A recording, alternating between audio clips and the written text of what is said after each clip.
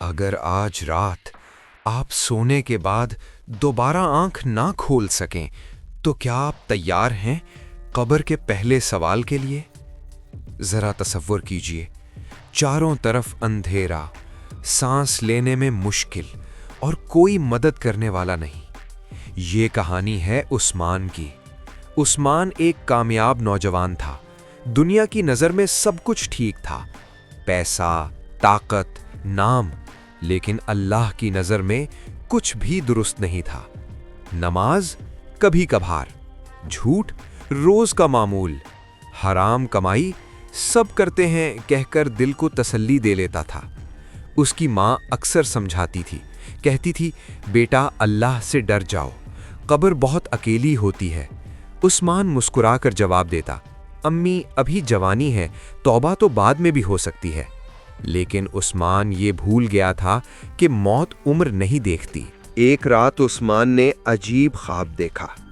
وہ ایک سنسان جگہ میں کھڑا تھا، نہ زمین نظر آ رہی تھی نہ آسمان۔ اچانک ایک بھاری آواز گونجی، عثمان کیا تو تیار ہے؟ عثمان ہڑبڑا کر جاگ اٹھا، جسم پسینے میں بھیگا ہوا تھا، دل زور زور سے دھڑک رہا تھا، لیکن اس نے کہا یہ صرف ایک خواب تھا، اور بغیر نماز پڑھے دوبارہ سو گیا۔ چند دن بعد عثمان نے ایک بڑا گناہ کیا، حرام پیسے سے فائدہ اٹھایا، ایک یتیم کا حق مارا۔ دل نے روکا لیکن نفس جیت گیا۔ اسی رات ماں نے آخری بار کہا، بیٹا توبہ کر لو، مجھے تمہاری قبر کی فکر ہے۔ عثمان غصے میں بولا، بس امی بہت ہو گیا، اور کمرے کا دروازہ زور سے بند کر دیا۔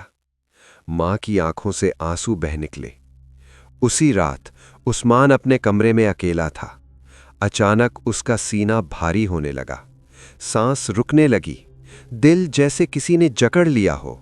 اس نے پانی مانگنا چاہا، لیکن آواز حلق میں ہی دب گئی۔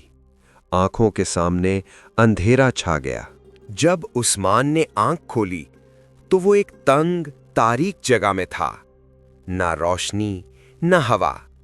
اچانک دو خوفناک آوازیں سنائی دیں، تیرا رب کون ہے؟ عثمان کا جسم کانپنے لگا، زبان جیسے مفلوج ہو گئی۔ تیرا دین کیا ہے؟ اس کا پسینہ مٹی میں جذب ہو رہا تھا۔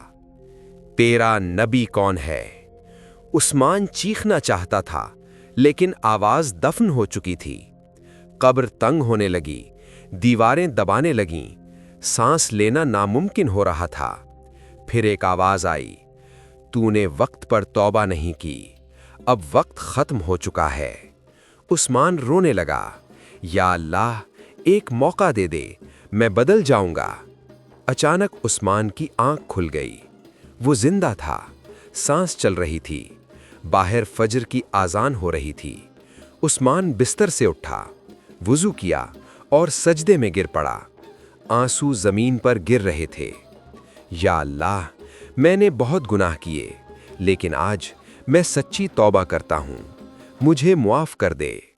یاد رکھو، موت خبر دے کر نہیں آتی، قبر اندھیری ہوتی ہے، اور توبہ صرف زندہ انسان کی قبول ہوتی ہے۔